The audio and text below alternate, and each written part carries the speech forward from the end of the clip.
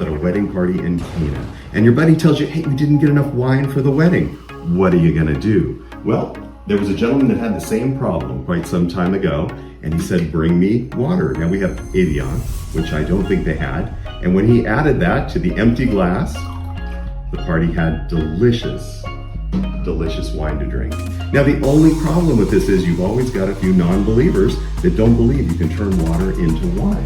So if you add a little bit more water to your wine, you can create a drink for the non-believers.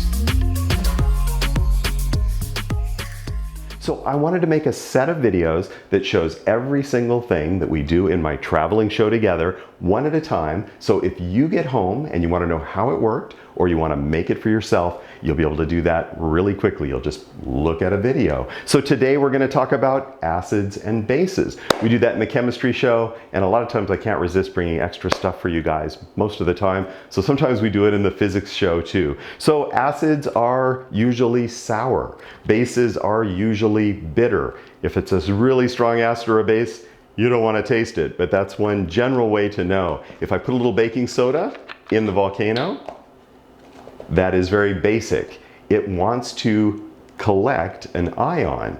If I have vinegar, it is very acidic. It's an acid. It wants to give up an ion. So when that happens, we get a chemical reaction.